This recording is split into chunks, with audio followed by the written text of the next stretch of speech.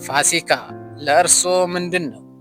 የበዓል ግብዣ፣ አዲስ ልብስ ወይንስ የሃይማኖት ሥርዓት? ብዙዎቻችን ፋሲካን የምናውቀው ከክርስቶስ ስቅለትና ትንሣኤ ጋር አያይዘን ነው። ነገር ግን የፋሲካ ታሪክ የተጀመረው ከ2000 ዓመታት በፊት አይደለም። ታሪኩ የሚጀምረው ዓለም ሲፈጠር በዘፍጥረት ነው። ፍጻሜው በራእይ መጽሐፍ ነው።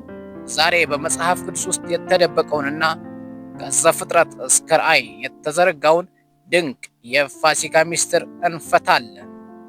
እስከ መጨረሻው አብራችሁን ቆዩ። ምክንያቱም መጨረሻው ላይ የምነግራችሁ ምስጢር ለሕይወታችሁ አዲስ ትርጉም ይሰጣል። ታሪኩ የሚጀምረው በዘፍጥረት 3 ላይ ነው። የሰው ልጅ በኃጢአት ምክንያት ከፈጣሪው ሲለይ ሞት ወደ ዓለም ገባ። ነገር ግን እግዚአብሔር በዚያው ቅጽበት የፋሲካን ተስፋ ሰጠ። ዘፍጥረት 3:15 ላይ የሴቲቱ ዘር የሰይጣንን ራስ ይቀጠቅጣል የሚል ትንቢት ተነገረ። በተጨማሪም አዳምና ሔዋን ራቁታቸውን እንዳይሆኑ እግዚአብሔር እንስሳት አርዶ ቆዳውን አለበሳቸው። ዘፍጥረት 3:21 ይህ ለመጀመሪያ ጊዜ በሰው ልጅ ታሪክ ውስጥ ለኃጢአት መሸፈኛ ደም የፈሰሰበትና መስዋዕት የቀረበበት ወቅት ነበር። ይህም ለወደፊቱ የእግዚአብሔር በግ ወይም ኢየሱስ ጥላ ነበር። ፋሲካ የሚለው ቃል መሻገር ወይም ማለፍ ማለት ነው።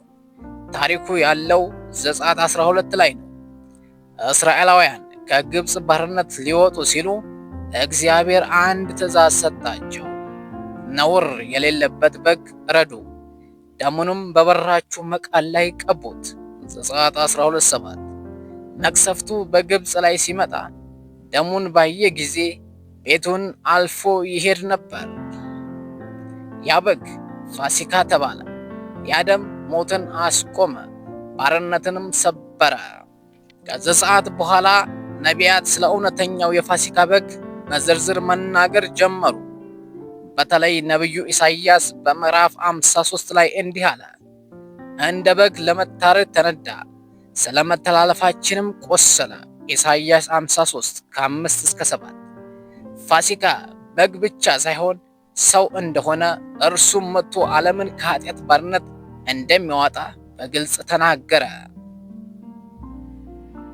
ወደ አዲስ ኪዳን ስንመጣ መጥመቁ ዮሐንስ ኢየሱስን ሲያይ እንዲህ አለ፣ እነሆ የዓለምን ኃጢአት የሚያስወግድ የእግዚአብሔር በግ። ዮሐንስ 1:29 በዘፍጥረት የተጀመረው በዘጸአት ጥላነቱ የታየው ፋሲካ በጎልጎታ ተፈጸመ። ኢየሱስ በመስቀል ላይ የፈሰሰውን ደሙን የዘላለም ሞት እንዲያልፍ አደረገ። በሦስተኛውም ቀን መነሳቱ ወይም ትንሣኤው ሞትን ድል አድርጎ የሕይወትን በር ከፈተ። ሐዋርያው ጳውሎስ እንዲህ ብሎ ደመደመው፣ ፋሲካችን ክርስቶስ ታርዷልና። አንደኛ ቆሮንቶስ 5:7 የፋሲካ ታሪክ በመቃብር አያበቃም። የመጽሐፍ ቅዱስ መጨረሻ የሆነው የራእይ መጽሐፍ የፋሲካን ድል ያሳየናል። ራእይ 5:6 ላይ ዮሐንስ እንዲህ አለ፣ በዙፋኑም መካከል የታረደ የሚመስል በግ ቆሞ አየሁ። በምድር የታረደው በግ በሰማይ ዙፋን ላይ ነግሶ ይታያል። በራእይ መጽሐፍ መጨረሻ ላይ ሞት የለም፣ ሐዘንም የለም፣ ጨለማም የለም። ምክንያቱም የፋሲካው በግ ብርሃናችን ሆኗል። ራእይ 21:23 እንግዲህ ፋሲካ ማለት ከዘፍጥረት እስከ ራእይ የተዘረጋ የእግዚአብሔር የፍቅር ታሪክ ነው። በዘፍጥረት ተስፋ ተሰጠ፣ በዘጸአት በምሳሌ ታየ፣ በወንጌል እውነቱ ተገለጠ፣ በራእይ ደግሞ የዘላለም ክብራችን ሆነ።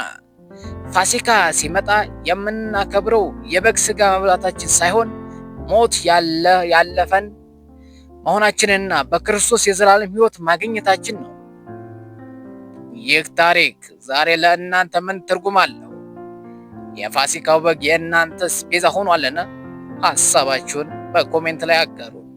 ይህ ቪዲዮ ለሌሎች ይጠቅማል ብላችሁ ካሰባችሁ ሸር ማድረጋችሁን አትርሱ። ለተመሳሳይ መንፈሳዊ ታሪክ ትንታኔዎች ሰብስክራይብ ማድረጋችሁን አትርሱ። መልካም የፋሲካ በዓል ይሆንላችሁ። እስከዚያው ቸር ያሰማን።